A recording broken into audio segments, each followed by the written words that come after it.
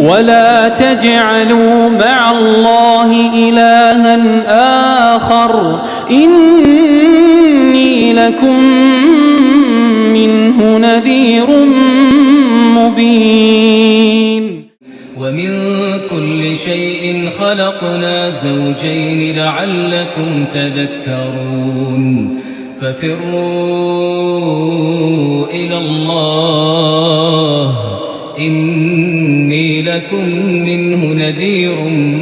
مبين ولا تجعلوا مع الله إلها آخر إني لكم منه نذير مبين كذلك ما أتى الذين من قبلهم من رسول إلا قالوا ساحر أو مجنون أتواصوا به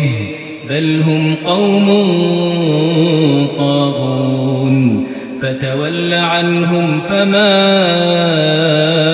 أنت بملوم وذكر فإن الذكرى تنفع المؤمنين وما خلقت الجن والإنس إلا ليعبدون ما أريد منهم من رزق وما أريد أن يطعمون إن الله هو الرزاق ذو القوة المتين أعوذ بالله من الشيطان الرجيم بسم الله الرحمن الرحيم الحمد لله رب العالمين الرحمن الرحيم مالك يوم الدين إياك نعبد وإياك نستعين السلام عليكم ورحمة الله تعالى وبركاته أكي Ọlọ́run ayìn agbé tóbi ọba tí ó ní kápá sánmà àti ilẹ̀lẹ̀ ọba tí ìkápá ohunkóhun ń bẹ ní ọwọ́ rẹ̀ akí Ọlọ́run ọba náà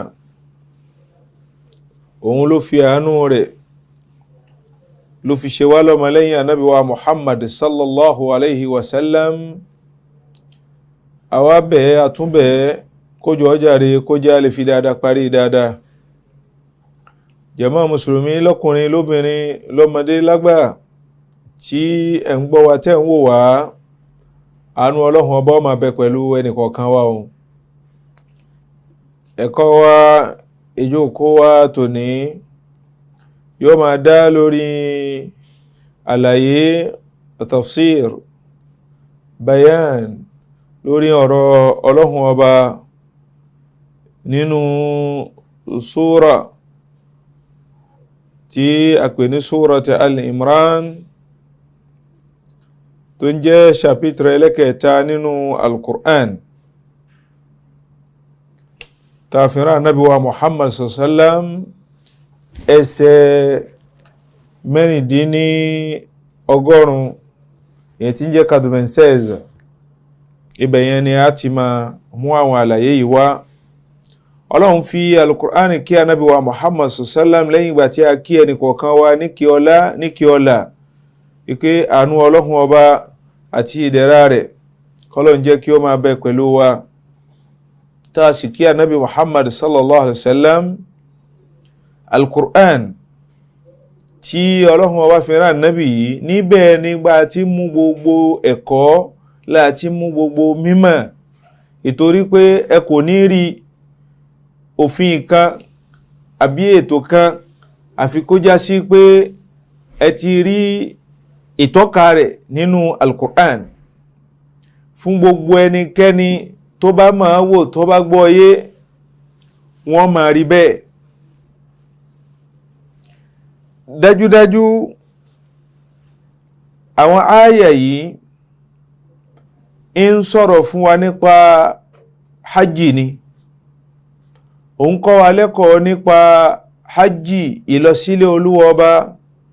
èyí tí a ti ṣàlàyé rẹ̀ wá lónìí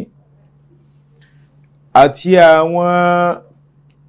ìmọ̀ tó dìrọ̀ mọ́ àti àwọn ọ̀rọ̀ kọ̀ọ̀kan tí ó máa jẹ́ sí pé yóò mú ìfi ìgbàgbọ́ lọ́kàn balẹ̀ àbí ìbú ìgbàgbọ́ jókòó nínú gbáàyà gbogbo àwọn olùgbàgbọ́ òdodo yìí pé wọn ò fẹ́ hajj purọ́ fún wa o, dájúdájú ọ̀rọ̀ Ọlọ́hun ọba ni, àlàyé rẹ̀ sì ní pẹ̀lú tí ó fi rán Ànábì wa Muhammad sallallahu alayhi wa sallam. Lára eléyìí nínú súrà tí a wí yìí, ibẹ̀yẹn náà láti máa rí àyà Ọlọ́hun ọba tó ń sọ báyìí fún wa, àyà 96, fún gbogbo àwa tí al-Qur'ani ń bẹ lọ́dọ̀ wa tá jẹ́ mùsùlùmí tá mọ̀ Qur'ani kà ní àwa náà lè lọ gbé ká máa yẹ̀ wò. Ọlọ́run ní a'udhu billahi minash shaytanir rajim. Bismillahir rahmanir rahim. Inna awwala baytin wudi'a lin-nasi lalladhi bi Bakkata mubarakan wa hudan lil-alamin. فيه آيات بينات مقام إبراهيم ومن دخله كان آمنا ولله على الناس حج البيت من استطاع إليه سبيلا ومن كفر فإن الله غني عن العالمين ومن كفر فإن الله غني عن العالمين. Àyà náà nù bẹ́ẹ̀ bá ń wo àgbékalẹ̀ rẹ̀ àti gbólóhùn kọ̀ọ̀kan tí Ọlọ́hun ọba ń lò ń bẹ̀, ó mú oríṣiríṣi mímọ̀ lọ́wọ́ o. Alákọ̀ọ́kọ́, ilé Ọlọ́hun tí a ń lọ yìí, Ọlọ́hun ọba fi ń rinlẹ̀ fún wa ń bẹ̀ pé gbogbo ẹni ó bá lọ hajj ó sáà ní ṣe hajj ń kọ̀rọ̀ yàrá rẹ̀, gbogbo ẹni ó bá lọ hajj ó sáà ní ṣe hajj ládùúgbò yín, gbogbo àwọn tí a ń dá sí pé àwa náà à ń dá kinní kan ṣe àpèlé yìí ní hajj ni, àfi kó o débi tá a wí. Olúwa bá wá ń ṣàlàyé ààyè ní tóun sọ yí pé kẹ́ ẹ ṣe kọ́sù rẹ̀ kẹ́ ẹ gbà á lérò láti lọ síbẹ̀, bó láyé náà ṣe jẹ́. Olúwa bá ń ṣàlàyé rẹ̀. Al-Qur'ani náà ni ìwé ìrìnnà wà, òun ni ìwé ẹ̀kọ́ wà. Ìta bá wá ti táàrí orípa rẹ̀ nínú Al-Qur'ani kò ṣeé ṣe àfi kó já sí pé a rórípa rẹ̀ níbi Al-Qur'an. Òun náà ni gbogbo ìmọ̀ ló dìrọ̀ mọ́,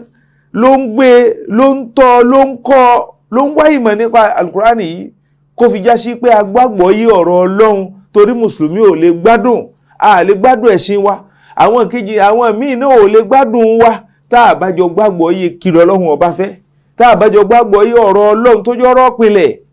tó já sí pé ọ̀rọ̀ yìí Al-Qur'ani yìí ó wá ní ọ̀nà tó mọ́ tí ó sì sí àsáwọ̀ kankan bẹ̀. Ẹnìkan bá ń parọ́ fún yín pé àsáwọ̀ kankan wà ń bẹ, irọ́ ni o. Tí wọ́n bá ń pẹ́ mùsáàfù tó wà lọ́dọ̀ yìí, mùsáàfù kan bẹ tó jẹ́ ti Fatima, mùsáàfù kan bẹ tó ń jẹ́ mùsáàfù kìnnìkan Abbas, mùsáàfù, irọ́ ni o. A ní awjuhul qira'ati dé, a ní oríṣiríṣi ojúpọ̀nà tí a ń gbà ka Al-Qur'an, a ní ẹ̀rí qira'a Qalun, ẹ̀rí qira'a Warsh, ẹ̀rí wọn Ibn Kathir, ẹ̀rí kálukú nínú àwọn qurra sábà, àwọn tí a wá dìde àbí àwọn tó jù bẹ́ẹ̀ lọ ashara, àwọn tí a wá dìde tí a ń gbé Al-Qur'ani ni a fẹ́ tako, a fẹ́ wúwa kankan bẹ̀ pé Al-Qur'ani kan yàtọ̀ síra ara o. Usman ibn Affan rahimahullah al-Khalifa al-Thalith, khalifa ẹlẹ́kẹ̀ẹ́ta lẹ́yìn Ànábì wa Muhammad sallam òun ni ó kọ al-imam, òun ló pàṣẹ ètò wípé tó ọyá o ẹjẹ́ akọ́ èyí tí ó máa jẹ́ mushaf al-imam, tí ó máa jẹ́ òun la fi sọ pé wọ́n tún máa ń pe Quran ní imam, wípé òun ló ẹjẹ́ akọ́ òjò nígbà táwọn èèyàn bẹ̀ sí kìrá alágbájá ni báyìí lélẹ́yìí ka tiẹ̀ báyìí, káwọn èèyàn má bàa máa wá jà sí al-Qur'ani ní pé báyìí lélẹ́yìí ka tiẹ̀ báyìí ló ń tọ́ ó dà o ẹ̀kúwá ká papọ̀ ká kọ sí ojú ká kí èyí tó wà pọ̀ yìí tó sì ní ìtumọ̀ kan náà yìí tí ó sì kéré kó máa jẹ́ al-Qur'an, kó máa jẹ́ imam. Wọ́n wá gbé lọ sí àwọn amsar.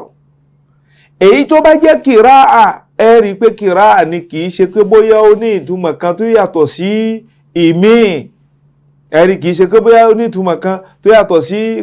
kíní kan báyìí, rárá o kò yàtọ̀. Al-Qur'an kan náà ni, Al-Qur'an ẹyọ kan ṣo náà ní gbogbo ojú pànà. Ẹni tó sọ pé sirata, ẹni tó ka sirata, àwọn nǹkan ká bí sọ́d, nǹkan ká bí sin, wọ́n gbá nítorí pé sọ́d lọ́wọ́ ìtumọ̀ kí ni sin tí wọ́n bá fi sin ká, kí ni ìtumọ̀ sọ́d tí wọ́n bá fi sọ́d ká. Ó rí pé kò sí ìyapa láàrin àwọn olùmọ̀ tó lọ bí gbogbo kíní ẹ̀kọ́ ni ó jẹ́ fún gbogbo àwa tí a ń kà. Dájúdájú Al-Qur'ani ni là ń pè wá sí pé kí a mójútó, níbẹ̀ ni lọ́lọ́hun ọba ti ń sọ fún wa pé inna awwala baytin wudi'a linnas, ẹ̀rí ilé alákọ̀ọ́kọ́ adùn níbẹ̀ ni pé awwal bayti kí la fẹ́ lò níbi kí Ọlọ́hun ọba máa sọ fún wa pé ilé alákọ̀ọ́kọ́ kí la fẹ́ lò ń bẹ̀. Olúwa ọba ń fún wa nírò, ọba tó ga ni, ipe àkọ́kọ́ ilé tá a gbé kalẹ̀ linnasi fún àwọn ọmọ ẹ̀dẹ́ ènìyàn, gbogbo ọmọ ẹ̀dẹ́ ènìyàn kí a máa lọ sin lọ́hun ọba ń bẹ̀, kí a máa jọ́sìn fún Ọlọ́hun ọba ń bẹ̀.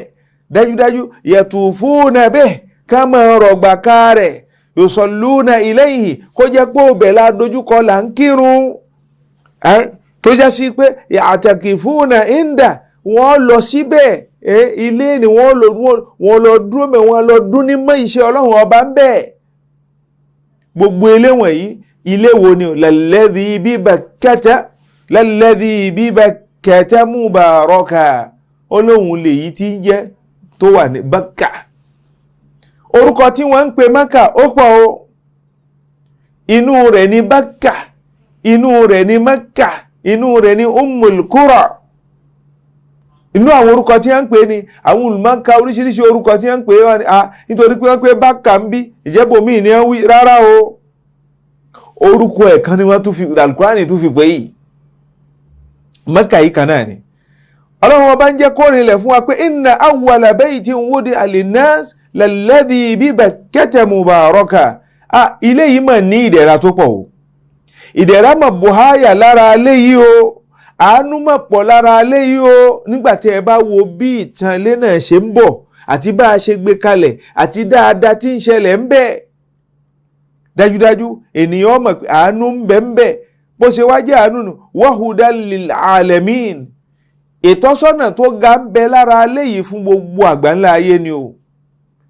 Ilé tí a ń sọ nípa rẹ̀ yìí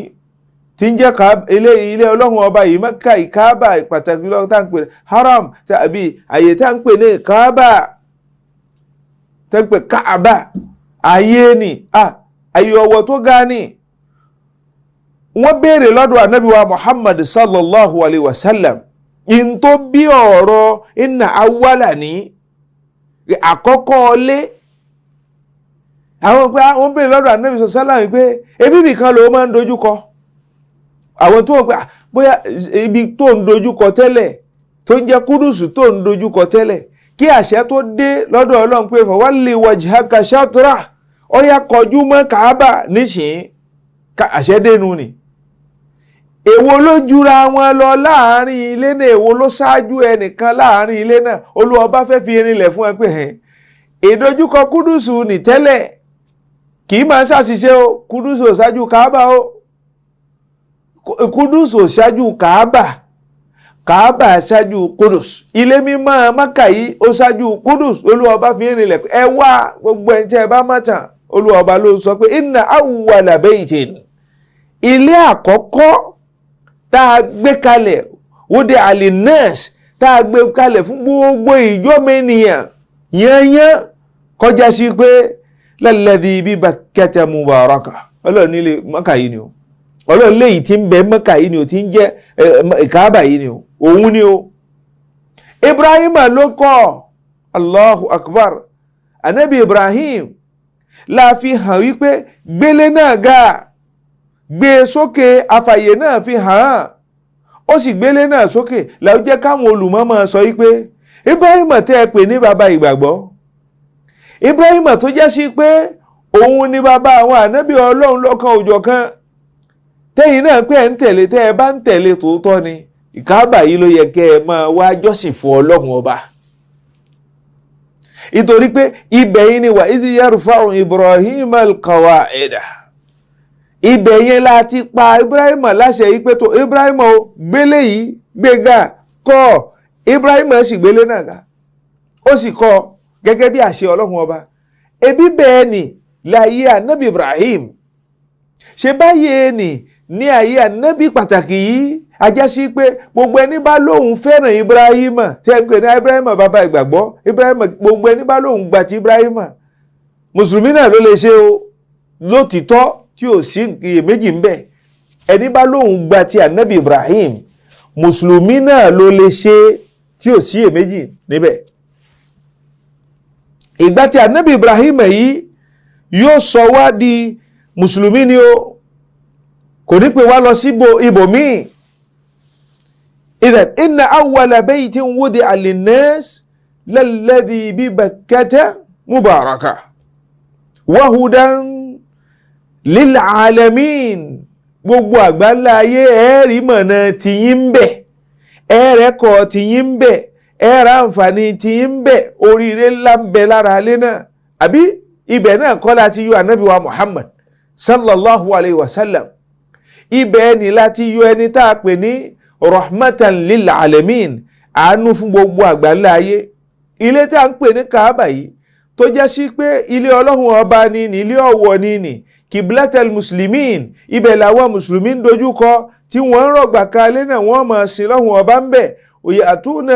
fi kulli fajjin amik òyàtúnà ilayhi wọ́n máa wá bí ilé náà lọ́nà tó súnmọ́ lọ́nà tó jìnnà wọ́n máa wá sin lọ́hùn ọba ń bẹ̀. Ibrahim tó jẹ́ bàbá ìgbàgbọ́sẹ̀ mò ń ló gbélé náà la ní kó gbélé náà sókè ó sì gbé e sókè ọlọ́mọ́sà bá àṣàlékún ìkẹ́ àlékún gẹ̀rẹ̀ ní ààyè ibi tó wà ní náà ní ààyè ibi tó wà ní náà ní kì í ṣe ààyè ibòmíì àṣẹ ọlọ́run ọba ní wa idh yarfa'u Ibrahimul qawa'ida minal bayti wa Isma'il rabbana taqabbal minna innaka sami'un alim innaka antas sami'ul alim àṣẹ ni ọlọ́run ọba sì pa ọdún bẹ́ẹ̀ máa sì débi ilé náà ó sì gbé ilé náà sókè ọmọ rẹ̀ ń bẹ pẹ̀lú rẹ̀ tí nàwálà rẹ̀ ní gbogbo tí ó bá lò ń gbà tí ilé náà ga sókè maqama Ibrahim ibi tí a ń pè maqama ni ààyè tí Ibrahim fẹsẹ̀ sí tó fi eya ilé yìí ti ga sókè gẹ́gẹ́ bí bíríkìlà gẹ́gẹ́ bí akọ́lé tó ń kọ́lé nì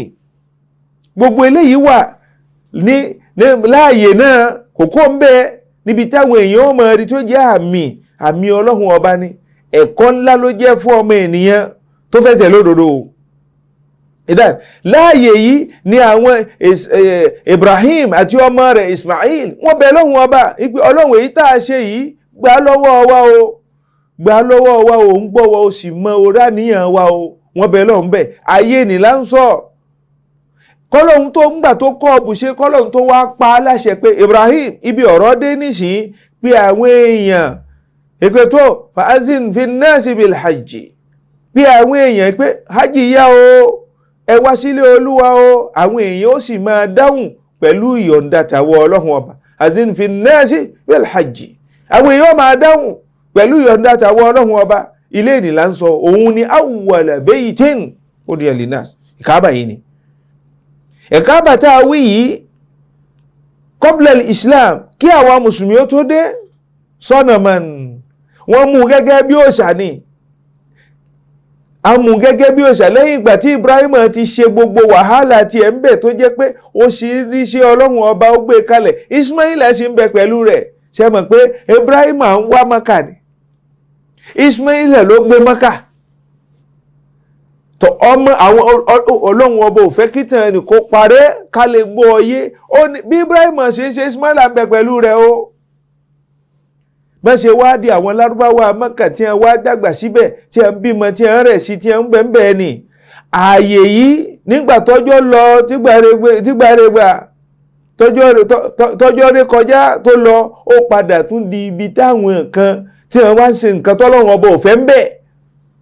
nípìnlẹ̀ kò rí bẹ́ẹ̀ gbogbo ẹni tí ń sọ pé òòṣà ni wọ́n bẹ́ẹ̀ Mákà ṣé nípìnlẹ̀ òòṣà ló wà ń bẹ̀ ni ibiṣẹ́ tí Ibrahim ṣe ànábì Ọlọ́run ló ṣiṣẹ́ ẹ̀ ní ṣọ́ṣà wọn ń ṣe ń bẹ̀ ní ọlọ́tọ̀ Ọlọ́run ọba wọn ń ṣe àmọ́ gẹ́gẹ́ bí ọ̀pọ̀lọpọ̀ ìwà tá ń bá lọ́dọ̀ ọmọ èdè ènìyàn tọ́jọ́ bá lọ àwọn èèyàn ọmọ yípadà wọ́n máa yípadà ìyípadà àwọn ló mú wọn aṣọ bẹ̀ di bíi pé tó ọyá à ń gbé nǹkan ní wábẹ̀ àwọn à ń gbókúta kan síbẹ̀ àwọn à ń sin nǹkan kiri kan bẹ̀ tọ́lọ́run sì dá ìtàn yípadà pẹ̀lú ànábì wa Muhammad sallallahu alaihi wasallam pé àfi kílẹ̀ yìí ó padà síbi ìpìlẹ̀ àfi kílẹ̀ yóò padà sọ́wọ́ pìlẹ̀ tí ń jẹ́ kí ó máa jẹ́ lé ìjọsìn t'Olúwa bá fi sọ pé falyabudu rabba hadal bayt Ọlọ́run tó ní ilé yìí ni ẹ̀sìn o Ọlọ́run tó ní ilé yìí tó láyé òun ni ẹ̀sìn o kì í ṣe ẹlòmíràn dájúdájú ilé yìí wọ́n ń ṣe ìjọsìn fún nǹkan míì ń bẹ níjọ́ náà lọ́hùn wọ́n ní Ibrahim tó Ọlọ́run ọba lò ní sábàbí pé tó Ibrahim gbélé yìí kalẹ̀ mo ṣe bá a fi hàn ni a fi mọ bẹ́ẹ̀ fi hàn àwọn kan ló lálàá ọ̀kan ní Jibril ló wá bá ẹ̀rí oríṣiríṣi ọ̀rọ̀ ló wà nídìí rẹ̀ wọ́n pé Ọlọ́run sì fi ààyè náà fi hàn Ibrahim ní pé ààyè yìí ni ó kó o sì gbélé yìí ga kó o sì ṣàfọ̀mọ́ ilé náà kó o níbi gbogbo tí ń jẹ́ ẹbọ ẹ̀rí kó má ṣe ẹbọ ń bẹ̀ ta fi sọ gbólóhùn pé watahhiri bayti lit-ta'ifin jẹ́ kí ààyè náà kó jẹ́ ìhòmọ́ tí ò ní sí ẹbọ ń bẹ̀ wal-qa'imin war-ruka sujud bí táwọn èèyàn wọ́n máa jọ́sìn wọ́n máa kí wọ́n máa dárúkọ Ọlọ́run ọba ààyè nìní ní amul fil ọdún elérin tẹ̀gbé wọn bí ànábì ní ọdún elérin ní ọdún nìkẹ́ tó bí ànábì wa Muhammad sallam ọkùnrin tí ń jẹ́ Abraha al-Habashi tó ọkùnrin ní máa dìde lẹ́ni pé òun fẹ́ wó ìkábà yìí náà ni inna awwala baytin bẹ́yìn ilé àkọ́kọ́ yìí náà ni ó ló dìde ló lóun fẹ́ wọlé náà òun ó wo ṣe bí nítorí ẹ̀ Alam Tara Kayfa sọ̀kalẹ̀ nítorí ọ̀rọ̀ mo fẹ́ lọ wọlé yìí lọ́lọ́wọ́ bá ní Alam Tara Kayfa fa'ala rabbuka bi ashabil fil ìwà nábì ò tí ìdáyé ń jọ náà bí nǹkan ọ̀hún ṣe lọ ní a mọ̀ ṣe wọ́n bí ọṣẹ́ ṣe ń sojú a ò rí àwọn tó jẹ́ Alam Tara Kayfa fa'ala rabbuka ò rárá Ọlọ́run ọba rẹ tó dá pẹ̀lú àwọn wo ashabul fil àwọn èjò elérin tí ẹ dìde pé àwọn òwò Kaaba náà ni àwò bẹ́ẹ̀ ni àwò ilé tá a ní kí Ibrahim gbé dúró tẹ́yìn wá lẹ́wọ̀ ìtọ́lọ́run ọba gbé dúró tẹ́yìn wá lẹ́ bàjẹ́ gbogbo ìwọ tó ń ṣe bàjẹ́ jáwọ́ ìtọ́lọ̀ ń bá gbé kalẹ̀ mọ́ ló takò mọ́ ló bàjẹ́ mọ́ ni yóò wó lulẹ̀ ni orí ìtọ́lọ̀ ń ṣe fáwọn yìí Ọlọ́run nílé tí mo gbé kalẹ̀ tí mo ní kí Ibrahim kọ́ táwọn èjọ yìí wá dìde pé àfi káwọ́ owó Ọlọ́run ní Alam Tara Kayfa fa'ala rabbuka bi ashabil fil alam yaj'al kaydahum fi tadlil wa arsala alayhim tayran ababil Ọlọ́run ní bọ́rọ̀ wọ́n ṣe rí ní in tá a ṣe pẹ̀lú wọn ni pé la ilaha illallah wọ́n dìde wọ́n láwọn wọlé náà ète wọn ni Ọlọ́run lákúdánù ète ni òwúlò fún wọn alam yaj'al kaydahum fi tadlil anù lásán ni wọn ò rí nǹkan kan mú bọ̀ ń bẹ̀ dájúdájú ń tá a padà ní agbé àwọn ẹyẹ yìí dìde la ilaha illallah tí wọ́n sì mú òkúta wẹ́wẹ̀wẹ́ nù Jahannama tí wọ́n sì ń sọ lu wọn táwọn yìí sì ń derú títí wọ́n bàjẹ́ yẹn jọ náà ìzán ìkáàbà yìí náà ni tá a bá ń sọ káàbà tá à ń wí yìí náà ni ló ti ṣẹlẹ̀ ilé yìí náà nípa rẹ̀ ni Ọlọ́run ọba ti sọ pé ilé ìfàyàbalẹ̀ ni awalam numakkini lahum haraman amina Ọlọ́run ṣáà ṣe ààyè yìí láàyè ìfọ̀kànbalẹ̀ ni ààyè náà ni ìkáàbà tá à ń wí yìí náà ni tó jẹ́ sí pé nípa ilé náà lọ́lọ́run ọba jẹ́ ká mọ̀ pé ààyè yìí ààyè tó yẹ pé wa man dakhalahu kana aminan, ẹni bá wọ bẹ̀ yóò máa gbé bẹ̀ lálàáfíà. àwọn olùmọ̀jẹ́ ká mọ̀ pé nígbà ẹ wo ìgbà sallallahu alayhi wa sallam, ẹ wo ìgbà fatihu Makkah tí ànábì wọ Makkah padà, gbogbo ẹnikẹ́ni tó bá lọ dìrọ̀ mọ́ ilé yìí ó dẹ̀ ní ìfọ̀kànbalẹ̀. Allahu akbar. ó wà bẹ́ẹ̀ bẹ́nìkan bá tẹ̀ ń ṣe jàǹbá kan wọ́n ní tó bá ti wọ Makkah wọ́n wà fílẹ̀ pé tó àwọn ará Makkah ẹ̀ṣẹ́ àfilẹ̀, tó bá jáde ń bẹ̀ wọ́n gbà mú. La ilaha illallah. tó bá jáde ń bẹ̀ wọ́n gbà mú. ààyè yìí jẹ́ ààyè ìfọ̀kànbalẹ̀. ààyè yìí náà lọ́lọ́run ọba ní falyabudu rabba hazal bayti, ilé náà kọ́ mo ní ẹ lọ sí o ọba alẹ́ náà níbi ilẹ̀ ìlàfí tó ń kà ní ìlàfíhìm rihlata shita'i was-sayf falyabudu rabba hazal bayt alladhi at'amahum min ju'in wa amanahum min khawf. Ọlọ́run ní falyabudu rabba hazal bayt, ilé yìí tí ń jẹ́ Káàbà yìí ọba alẹ́ náà ní ẹ̀sìn, ilé náà kọ́ lẹ́ ń sìn o. ààyè yìí náà tún ni ààyè yìí náà ni nípa alẹ́ náà ibẹ̀ náà gẹ́gẹ́ wà Nabi Ibrahim tó bẹ̀ lọ́n pé Rabbana inni askantu min zurriyyati biwadin ghayri zi zar'in inda baytikal muharram. gbogbo àwọn àyàtà mú wáyé ibẹ̀ lára alẹ́ yìí náà ni. ìzẹ̀ lára alẹ́ yìí Káàbà náà ni Ọlọ́run ọba fi ń rinlẹ̀ fún wa pé inna awwala baytin wudi'a linnas lalladhi bi Bakkata. Bákà ni orúkọ kan ní orúkọ Mákà ni. Wahudan lil alamin, mo ṣe bẹ́ẹ̀ rí ànábì Muhammad. bẹ́ẹ̀ bá gbọ́gbọ́ yẹ wàhúdà, mo ṣe bẹ́ẹ̀ rí ànábì Muhammad tó mú alukur'ani wá. mo ṣe bẹ́ẹ̀ rí ìmọ̀ tó gbé wá fún gbogbo ayé. nígbà táyé kẹ̀yìn sí inú ìgbésí ayé òní à ń gbé. nígbà táyé bá súnmọ́ tí a bá ń lò wọ́n mọ̀ gbé gbèsè ayé rọrùn, kò ní sógun kò ní sọ́tẹ̀, àlàáfíà ó sì jọba. ẹni tí ń jẹ́ Islam wassalama yóò jọba nínú ayé. Wassalamu alaikum wa rahmatullahi ta'ala wa barakatuhu. Assalamu alaikum wa rahmatullahi wa barakatuhu. Ìkànnì tẹ́ ń wò yìí náà ní ìkànnì Sunna TV. níbi tí àwọn onímọ̀ ti ń tẹ ìmọ́lẹ̀ sórí ẹ̀sìn Islam látọ̀rọ̀ Sunna TV. ìmọ́lẹ̀ nínú sunna nabi Muhammad sallallahu alayhi wa sallam. ní gbogbo ìgbà ní kẹ́ ẹ máa wò wá tí ẹ sì máa rí ẹ̀kọ́ ẹ̀sìn kọ́ lórí ìkànnì yìí náà ni o. òun ló múlẹ̀ rẹ̀kẹ̀tẹ̀ yàtọ̀ yìí. gbogbo mùsùlùmí lọ́kùnrin àti lóbìnrin ẹ jẹ́ ká máa wo Sunna TV. ẹ jẹ́ àwọn ọmọ wa náà máa wo Sunna TV kí wọ́n lè bá ní ìmọ̀ tó péye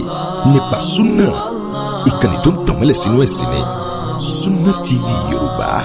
ẹ máa wò wá ní gbogbo ìgbà kẹ́sì máa kọ́ ẹ̀kọ́ tó péye nípa Sunna. A'udhu billahi minash shaitanir rajim. Bismillahir rahmanir rahim. Alhamdulillahi wa kafa. Wassalatu wassalamu ala nabiyyil Mustafa wa ala alihi wa sahbihi wa man walahu bil haqqi ila yawmiddin.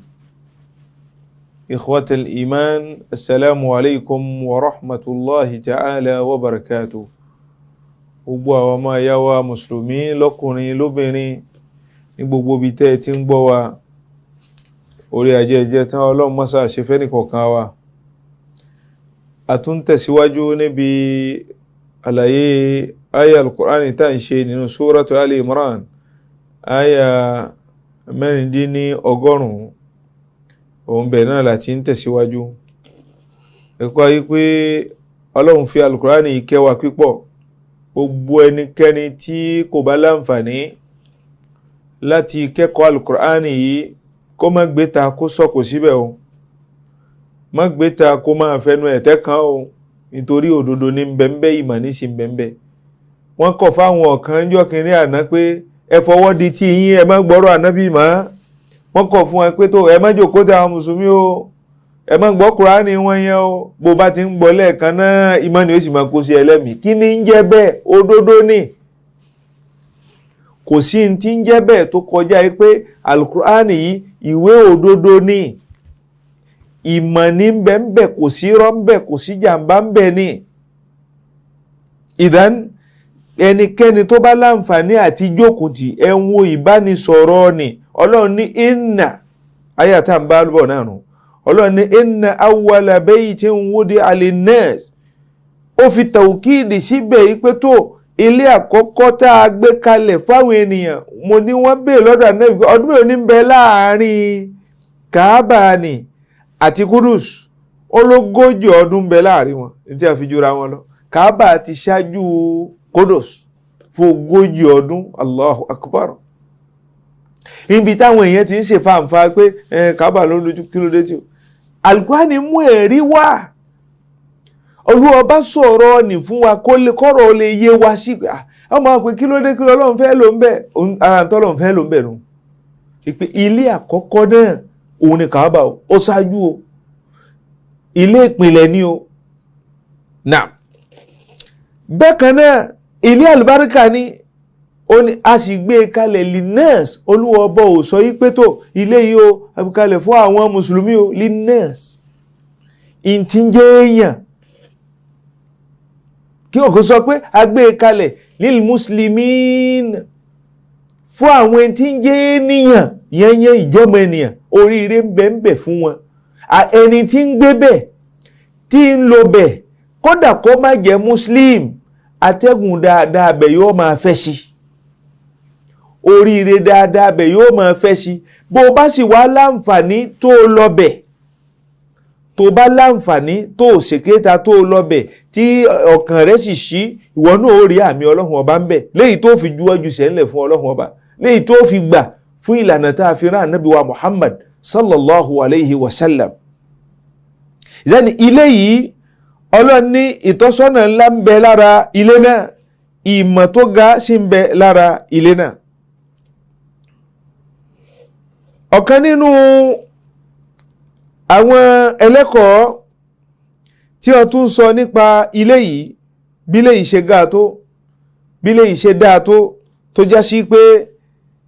ilé ọ̀wọ̀ ni, ilé àánú ni, ilé ìdẹ̀ra ni. Àbí kí n kọ́kọ́ lọ wo áyà míì inú Al-Qur'an tó sọ pé wa iz ja'alna al-bayta mathabatan lin-nas wa amna. Ilé linnas tí mo fẹ́ lò ń bẹ̀ tí mo à ń fà jáde ẹ̀pọ̀ lọ́hún sí ń lo gbólóhùn linnas fún gbogbo tí ń jẹ́ ìjọmọ ènìyàn. Ilé yìí o, ilé tó jẹ́ ilé èrè ni, ilé àǹfààní ni, linnas fún gbogbo àgbáńlá ayé. Nínú ẹ̀kọ́ tí mo rí mú jáde ń bẹ̀, gbogbo ọmọ ẹ̀yà tó ń gbọ́ wa tá a jọ ọmọ ẹ̀yà pinlẹ̀, ìbáàjọ́ ọmọ ẹ̀yà ẹ̀sìn ni, àbọ̀mọ ẹ̀yà pé Ádámọ̀ ni bàbá wa, Háwáù ni ìyá wa ni, ẹ dákun. Ẹ mọ́ ṣagídí níwájú ọ̀rọ̀ Ọlọ́run. Olúwa bá ní ààyè yìí àti tí ń jáde ń bẹ̀, ibẹ̀ ni oríire ọmọ èdè ènìyàn pín sí, ibẹ̀ ni. Ànábì wa Muhammadu sallallahu alayhi wa sallam ìpè bálàáfíà bá fẹ́ jọba tó dogun tó dọ̀tẹ̀ káàkiri ayé lónìí tó di wàhálà, kí ló ń fà tí ń dogun, kí ló ń fà tí ń dọ̀tẹ̀? Àbòsí ni, irọ́ ni. Nígbà tó dodo sì ti dé wa zahaqal batil, àfi kí bàjẹ́ kó lọ kí rọ́ lọ. Ló ń jẹ́ ká máa rí níbi àwọn àyà yìí pé Ọlọ́run ní ilé yìí, ààyè yìí, ibẹ̀ lóríire ti ń wá òlì nurse. Agbé kalẹ̀ àyè ìjọsìn ni. Bí ọmọ èdè ènìyàn níjọ́ tí a bá mọ̀ wípé ibẹ̀ ni ètò Ọlọ́run ọba ìjọsìn tó bá ń wá ń bẹ̀ láti tẹ̀lé ní, ká tẹ̀lé Ànábì, ká tẹ̀lé Al-Qur'ani rẹ̀ ni, kò ní sí dààmú fáwọn èèyàn mọ́. Ìtakọ̀ọ́lé náà, ìmọ̀ gbógun tí ń jáde ń bẹ̀, òun náà ni Ànábì Muhammad àti Al-Qur'an. Ìmọ̀ gbógun tí ayé ni, ọmọ èèyàn lè lálàáfíà o. Ọ̀rọ̀ yìí gbogbo ayé lọ́lọ́run bá sọ o.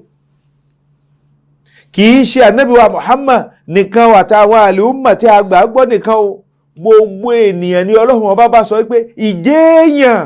ṣé ẹ fẹ́ àlàáfíà, ṣé ẹ fẹ́ rọrùn, ṣé ẹ fẹ́ rìn ní rìn èyí tí ò ní kódà mú bá yín. Inna awwala baytin wudi'a linnasi.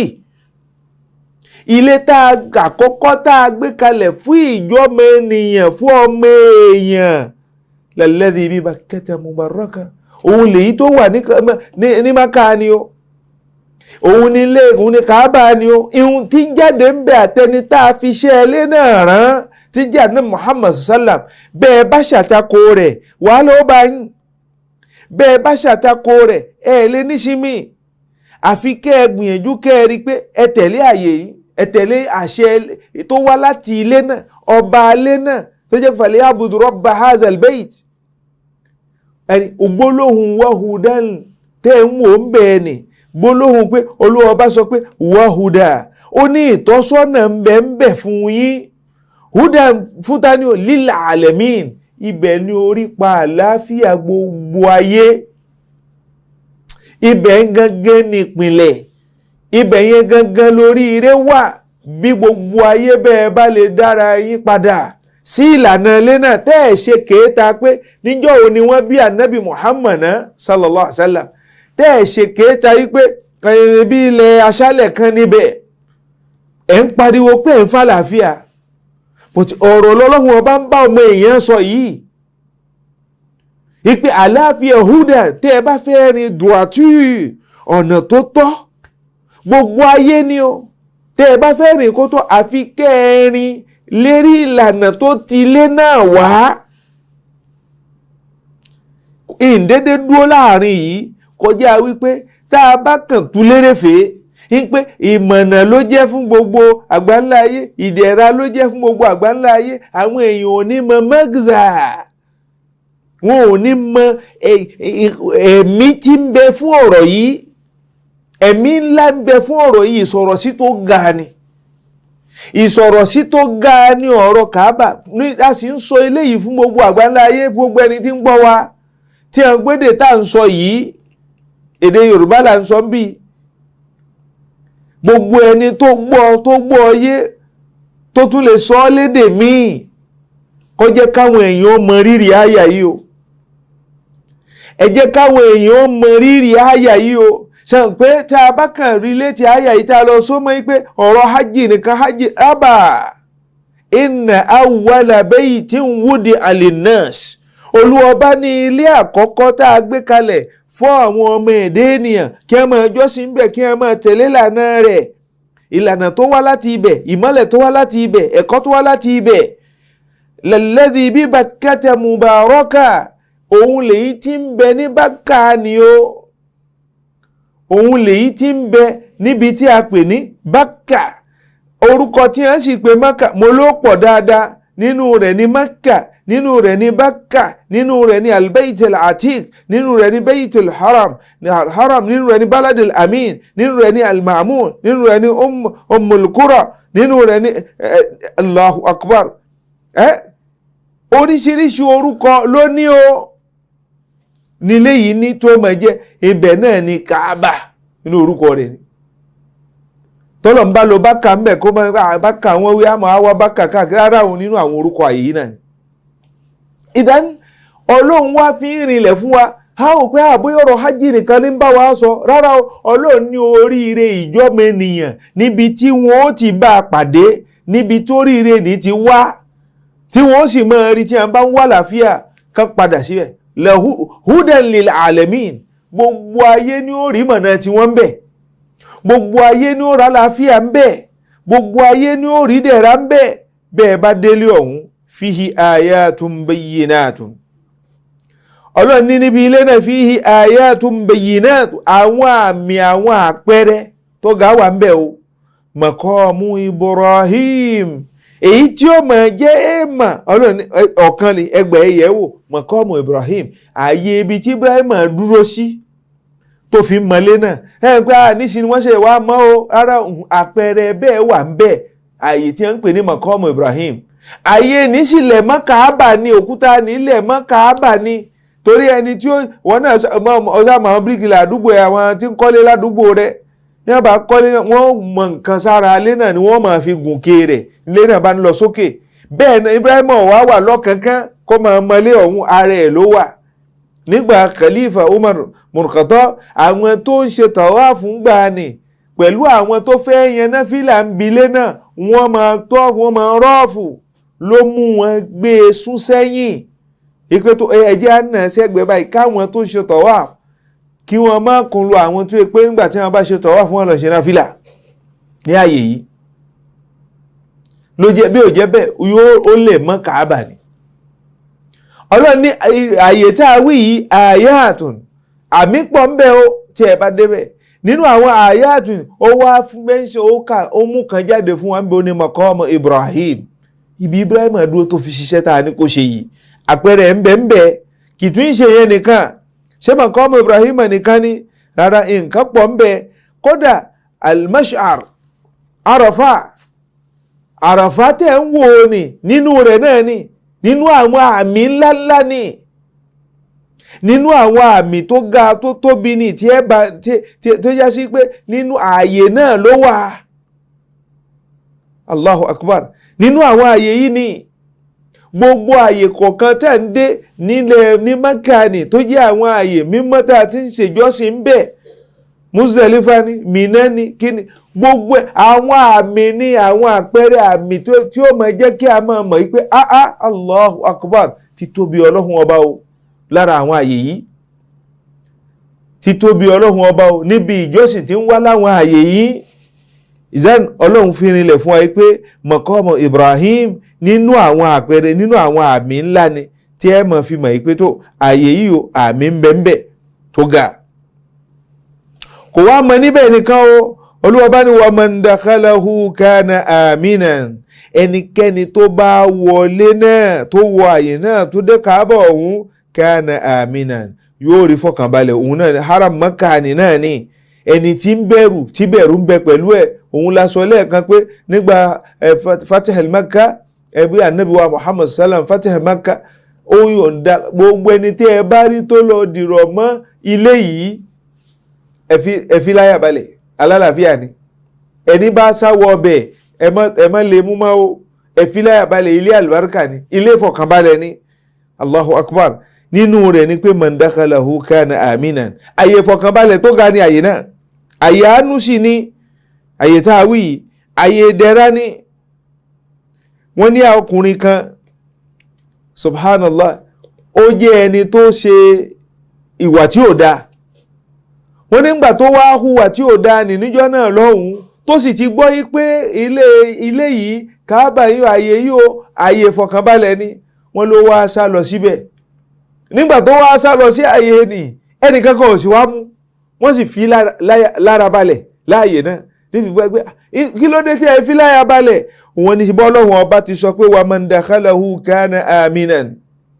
ẹni bá wọ bẹ̀ ẹ fi lára balẹ̀ o wọ́n wá fi lára balẹ̀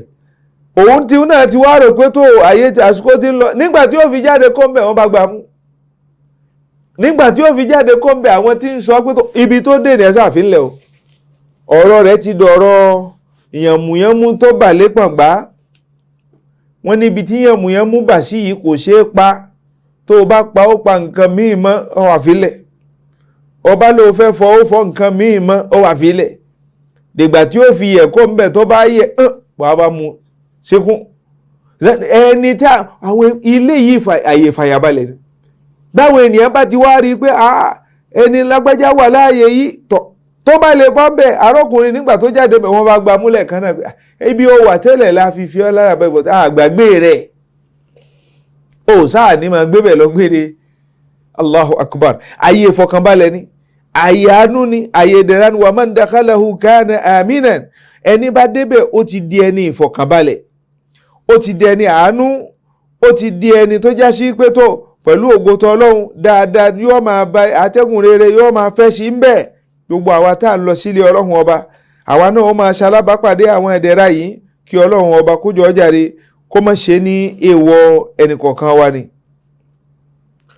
náà bẹ́ẹ̀ náà ni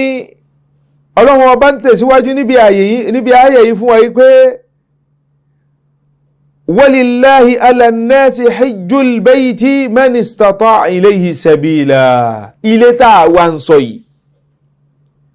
Ọlọ́run ọba wá ní walillahi ala nnasi ó ti di ọ̀ràn ènìyàn fún àwọn ẹni tí ń jẹ́ ọmọ ẹ̀dẹ́ ènìyàn lillahi ala nnasi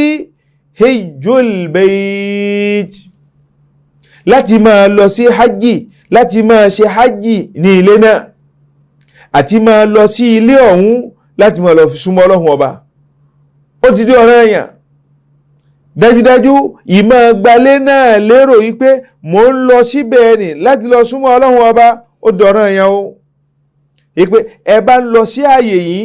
tẹ́ ẹ lọ súnmọ́ Ọlọ́run ọba ń bẹ̀ àṣẹ ni Ọlọ́run ọba pa òun la sọ lẹ́ẹ̀kan nínú ìjókòó wa èyí tó ti ré kọjá nípa wípé àyà yìí jẹ́ ẹ̀rí fún wa ní ẹ̀rí tí ń fi rinlẹ̀ fún wa pé ẹ̀rí hajj ṣíṣe ọ̀ranyàn ni. Ọlọ́run ní walillahi ala nnasi hajjil bayt ní ọ̀nà méjì láàmul istihqaq wal ikhtisas yìí pé Ọlọ́run ní jọ́sìn fún bẹ́ẹ̀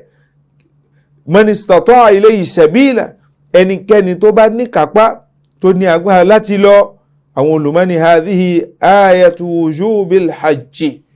eléyìí ló sọ hajj di ọ̀ranyàn indal jumhur lọ́dọ̀ àpapọ̀ àwọn olùmọ̀. Nígbàtí a sì rí àwọn olùmọ̀ tí a tún sọ wípé àyà míì náà tún bẹ tó pé wa atimul hajja wal umrah tọ́lọ̀ ní mo pa láṣẹ ni o ẹ ṣe hajj yìí ní pípé kí ẹ sì ṣe umrah yìí ní pípé fún Ọlọ́hun ọba. Wọ́n ní eléyìí náà apá méjèèjì pọ̀ àṣẹ ni látọ̀dọ̀ Ọlọ́hun ọba. Ẹ̀rí sì pọ̀ tó já sí pé ọ wá lérí pé ká lè mọ̀ pé òótọ́ ni pé hajj yìí o ìmọ̀ abẹ́lé ilé tá ń ṣàlàyé rẹ̀ tá ṣàlàyé rẹ̀ wá lọ ní bílé náà ṣe tóòní bó ṣe ga tóòní bó ṣe jẹ́ lè dẹ̀ra tóòní tó yẹ pé lè fọkànbalẹ̀. Ẹ̀rí sì pọ̀ tó yẹ pé Ọlọ́run ní ilé náà ni mo fẹ́ kẹ́ ẹ lọ máa jọ́sìn, ilé náà ni mo ṣe wíwá bẹ̀ lọ́ranyàn fún gbogbo ẹnikẹ́ni tó bá ní ìkápá. Ìhùntáyè náà fi dàyé ńlá ẹ ti bọ́ wá lọ gbogbo ìdẹ̀ra tọ́lọ́run ọba ṣe sára àyè náà tọ́lọ́run wá ní tó nígbà tọ́rọ̀ rí bẹ́ẹ̀ o ìdán àwa ṣe lọ́ranyàn fún ẹ̀yin ènìyàn láti máa lọ sí ilé ọ̀hún láti máa lọ ṣe kí ni o máa lọ sin lọ́hùn ọba ń bẹ̀ kì í ṣe pé láti lọ ṣeré man istata'a ilayhi sabila fún gbogbo ẹni bá ní kápá láti lè débẹ̀ tọ́nà kó débẹ̀ tó wà tí kápá kó débẹ̀ ó wà. Ìdán ó wá ń di pé hajj ni òun lọ́lọ́run wá ṣe ní ọ̀kan gbòógì nínú àwọn òpó ẹ̀sìn Islam tó já sí pé àpapọ̀ àwọn mùsùlùmí adúró lérí bẹ́ẹ̀ àgbà bẹ́ẹ̀ adúró lérí bẹ́ẹ̀ ìpé tó àṣẹ Ọlọ́hun ọba ni. Ẹ̀rí ọ̀kan nínú ẹgbà wa tó wá lọ́dọ̀ Abi Hurairah radiyallahu ta'ala anhu ó ń sọ fún wa báyìí pé kódà Ànábì wa Muhammad sallam ó kàn mọ́lé nígbà tí ń pé khatabana Rasulullah sallallahu alayhi wa sallam òjíṣẹ́ Ọlọ́run tí kí àtọ́lá ń bẹ fún mà bá wa sọ̀rọ̀ tó ṣe khutbah fún wa ó bá wa sọ̀rọ̀ nígbà tí ń bá wa sọ̀rọ̀ ọ̀hún ó ní ayyuhan nas ẹ̀yin ọmọ ẹ̀dẹ́ ènìyàn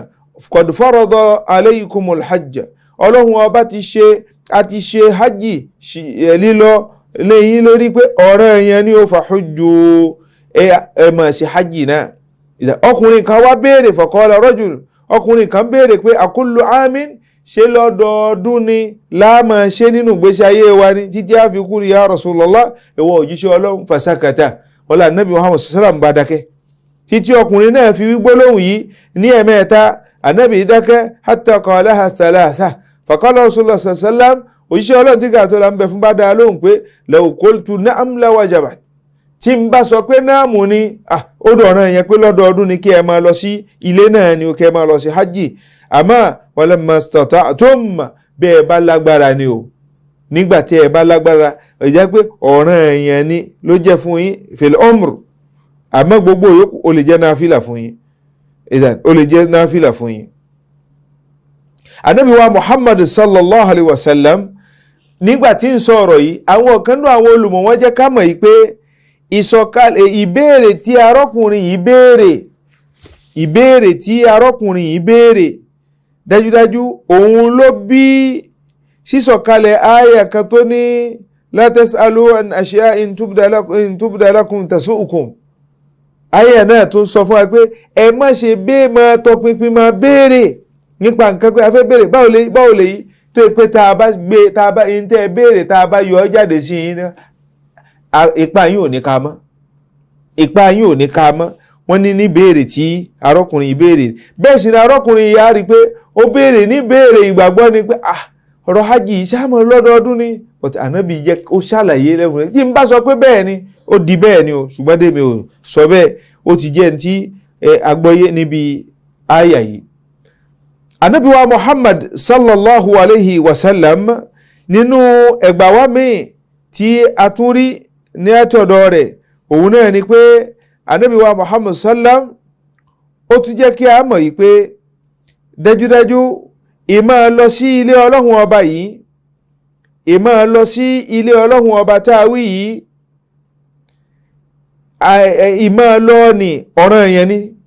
tí ò sí iyèméjì ń bẹ wọ́n ní wọ́n tún gbé ẹgbà ìwọ́ lọ́dọ̀ Ànábì wa Muhammad pé qalu ya Rasulullah, wọ́n béèrè lọ́dọ̀ Ànábì pé alhajju fi kulli amin, ń pè sí hajj ìṣọ́dọọdún ní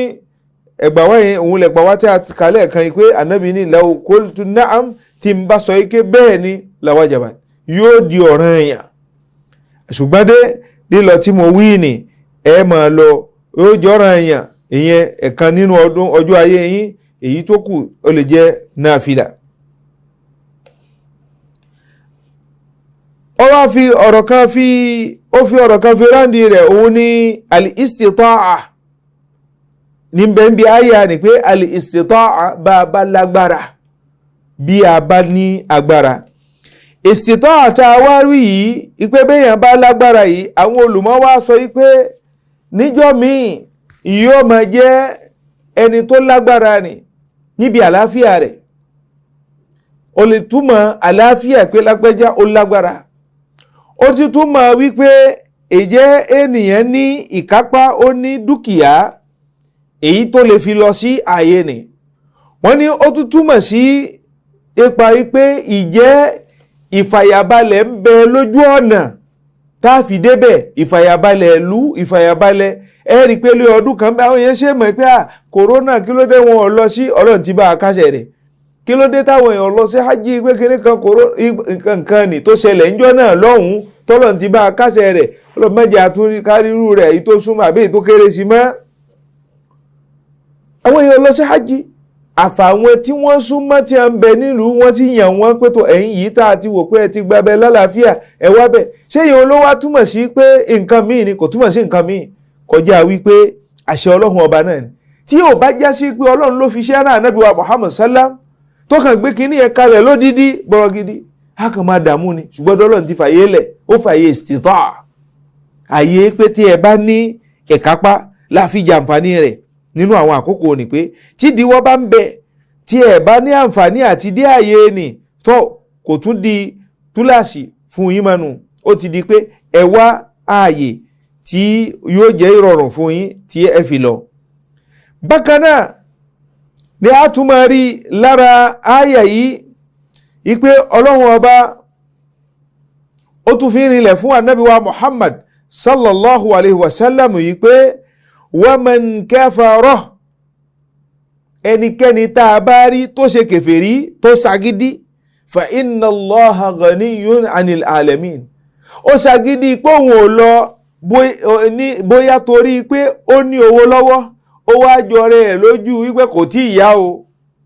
ó wá jọrẹ ẹ̀ lójú wípé tó kí ni èmi ní wàá kó owó, wọn ló ti di mílíọ̀nù 4, wọn ló ti di mílíọ̀nù 5, èmi ní wàá kóró owó yìí ní wàá kó lọ wípé mò ń lọ sí hajj tí mo ní tí ń fowó ṣe. gbogbo ẹni tó bá ṣe bẹ́ẹ̀ tó sì mọ̀ pé àṣẹ Ọlọ́run ọba ní,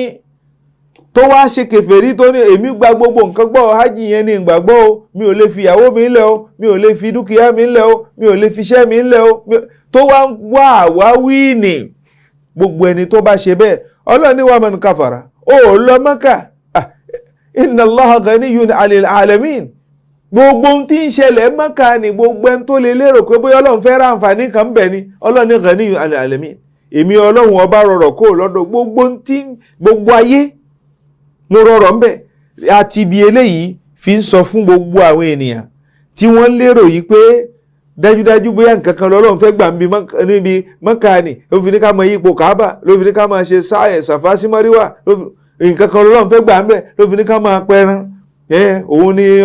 ìṣelọ́hun ọba kan ni àbẹ́bọ kan. Ọlọ́run ní inna Allaha ghaniyyun 'anil 'alamin. ẹni tí ìjọsìn tọ́ sí, ẹni tí ń jẹ́ Allah, kò bùkátà nǹkan kan lọ́dọ̀ yín. kí ló bùkátà tó fẹ́ fi wá ní kẹ́ máa lọ ṣẹbọ ńbẹ̀? kí ló fẹ́ gbà ńbẹ̀? dájúdájú àyà yìí ti fèsì fún gbogbo ẹni tó bá ṣe kèfèrí sọ̀rọ̀ hajj, ìbáàjẹ́ nínú ẹni tó pe rẹ̀ ń pé èmi náà ń gba Ànábì gbọ́, mo gba kíní kan, tó wá ṣe kèfèrí sí eléyìí ni dájúdájú huwa kafir. ó bá ti fi irúgun kan lẹ̀ nú àwọn orígun yìí, ó ti kó bẹ́sìn rẹ o, ó ti kó bá gbèsè ayé rẹ o, ó ti kèfèrí rẹ nú o. gbogbo ẹnikẹ́ni tó sì wá ṣe kèfèrí pọ́nbélé tó ti dúró pé tó kèfèrí lòun, tó bá lóun fẹ́ takò ààyè yìí lára wípé àwọn mùsùlùmí lọ ṣe bọ́n Mẹ́kà ni o, wọ́n lọ ṣe kiri kan ni o, tó bá lóun fẹ́ takò ààyè yìí kó lọ mọ̀ yìí pé inna Allaha ghaniyyun 'anil 'alamin. ṣé jẹ́ lọ́lọ́run fẹ́ mu ni? ṣé yíyípo Káàbà tẹ̀ ń yípo nì náà ló fẹ́ gbé sámà dúró ni? ṣé èyí máa lọ sáàyè ni náà láyé fẹ́ máa fi jáyé ni rárá o. ọlọ́run ọba ló ní kápá sánmà àti ilẹ̀ rẹ̀, ó pa wá láṣẹ ìyẹn tó sì yanjú ọ̀rọ̀ pé falyabudu rabba hazal bayt, olúwa ọba alẹ́ náà ni kẹ́ máa sìn, kẹ́ máa jọ́sìn fún. eléyìí náà ni àwọn àlàyé ní àpapọ̀ ráńpẹ́ tá a lè ṣe níbi àwọn àyà méjèèjì tí a mú jáde fún wa níbi Surate Ali Imran àyà 96-97. ọlọ́run ọba àfàànú ẹ̀bẹ̀ àfijẹ́ kan ṣó rẹ̀ bẹ̀ fún alágbọ̀ọ́yé tó péye, jẹ́ kí ẹnì kọ̀ọ̀kan wa ká lè jèrè àwọn àlàyé tá à ń ṣe yìí, ká jèrè ẹ̀ ní dáadáa ní ayé àtàlùkìyàmà. mọ́ wá ṣe hajj ọ̀hún mọ́ ṣe lé wọ̀fẹ́ ní kọ̀ọ̀kan wa, mọ́ jẹ́ kí ìmánì wọ́n dàrú, jẹ́ kí ìmánì wọ́n dúró déédéé, wá jẹ́ kí ẹnì kọ̀ọ̀kan wọ́n ṣoríire láyé àtàlùkìyàmà. assalamu alaikum wa rahmatullahi ta'ala wa barakatuhu. Allahu akbar, Allahu akbar, Allahu akbar. La ilaha illa Allah. Allahu akbar, Allahu akbar. Walillahil hamd. Allahu akbar, Allahu akbar, Allahu akbar. La ilaha illa Allah. Allahu akbar, Allahu akbar. Walillah